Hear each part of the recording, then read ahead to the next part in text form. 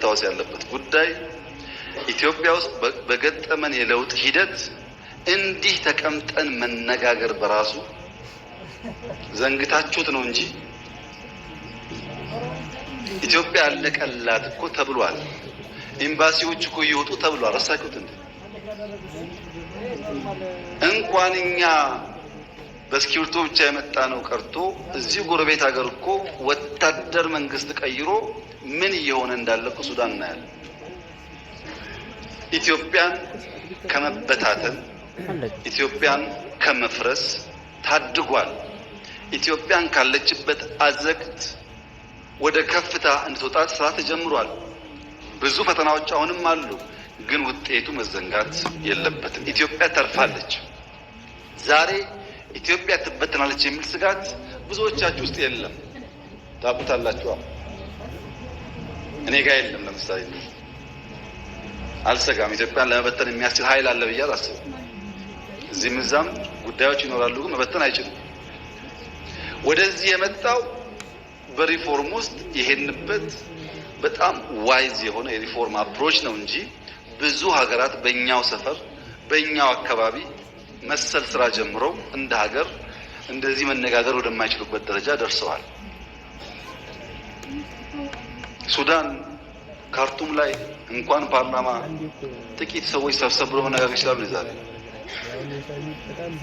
ሱዳን እኮ በጣም ትልቅ ሀገር፣ አሁን ያለበት ነገር የማይገባው ሀገር ነው እና ተርፈናል የሚለውን በደንብ ማሰብ፣ አንጻራዊ ሰላሙንም በዛው አንጻር ማሰብ ያስፈልጋል።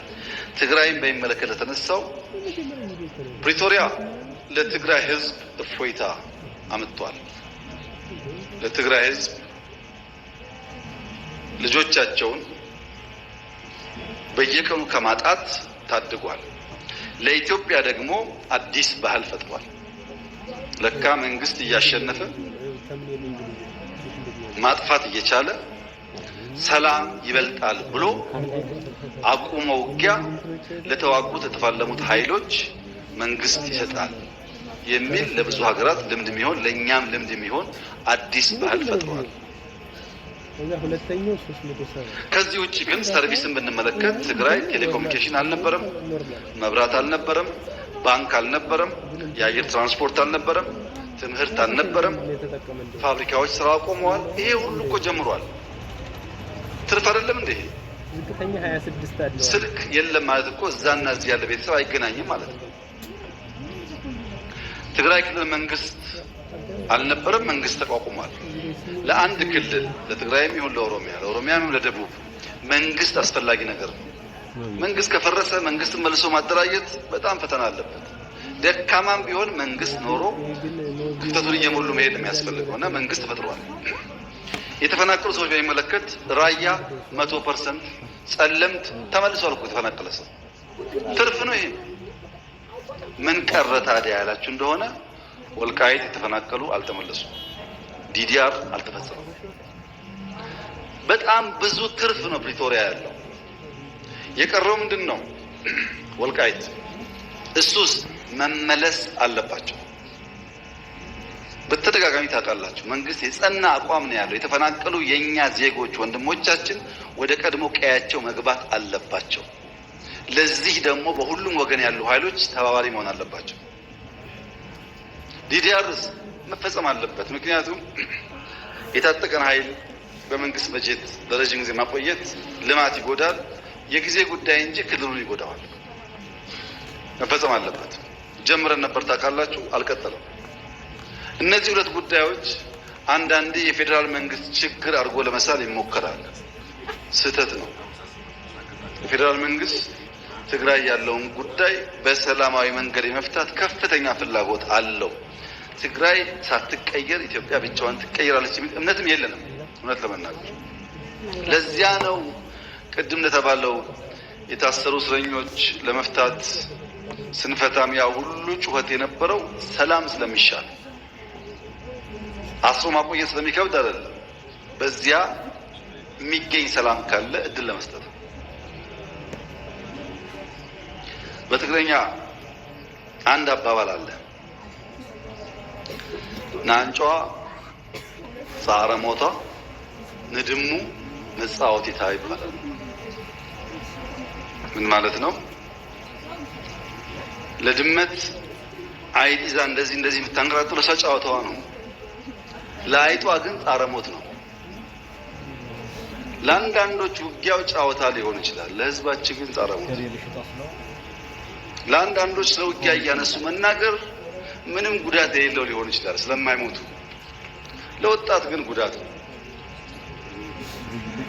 እና የትግራይ ህዝብ እንደምታውቁት ዊዝደም ያለው ህዝብ ስለሆነ በብዙ ምሳሌያዊ አነጋገር እነዚህን ጉዳዮች ሲገልጻቸው ለድመት ጨዋታና ቀልድ የሆነው ለአይጥ ግን የህይወትና የመኖርና የመጥፋት ጉዳይ ነው በሚል ይገልጸዋል። አሁን ትግራይ ውስጥ አንደኛ ከህዝብ ፍላጎት ውጪ የትግራይ ህዝብ 100% ጦርነት አይፈልግም። 100% ጥርጥር የለውም። ይሄ አይቶታል፣ ትርፍ የለውም። ከህዝብ ፍላጎት ውጪ፣ ከዓለም አቀፍ ሁኔታ ውጪ ዓለም ትግራይና ምናምን ቢዋጉ ደንታው አይደለም። ብዙ ውጊያ ያስተናገደ ስለሆነ ጆሮም የለውም ጊዜም የለውም።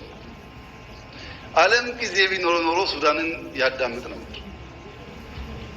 የዓለምን ነገር አለመገንዘብ፣ የዘመኑን የውጊያ ስልትም አለመገንዘብ፣ አሁን እንደ ድሮ ተራራ መያዝ፣ ተራራ መልቀቅ ብቻ ማሰብ። እንዳያችሁት ነው ኢራንና እስራኤል ያዋጋው ተራራ አይደለም። ዘመን ተቀይሯል። አንዳንዶች ደግሞ መንግስት ተወጥሯል ይላሉ። መንግስት በሸኔ በፋኖ በምናምን ተወጥሯል፣ ወታደር ስለተበታተነበት አሁን ነው ጊዜው ደግሞ የሚሉ ሰዎች አሉ። እነዚህ ሰዎች ታሪክ መለስ ብሎ ማየት በቂ ነው። ሶማሌ ኢትዮጵያን ስትወር ወታደር አልነበረም። እንኳን የተበተነ ወታደር አልነበረም። ጣሊያን ኢትዮጵያን ስትወር ወታደር አልነበረንም። ከበሮ የነበረን እና ኢትዮጵያ ራሷን ለመከላከል የግድ ሰልፍ የያዘ ወታደር አያስፈልጋትም። ታሪኳ እሱን አያሳይም። እኛ የተሻለ አቅም አለን፣ ግን ያም ቢሆን ለሌሎቹም ቢሆን በዛ መሰላት የለበትም። ሌላው የሚያሳዝነው ጉዳይ ግን የሚያግዙን ሰዎች አሉ፣ የሚያግዙን ሀገራት አሉ ብሎ ማሰብ።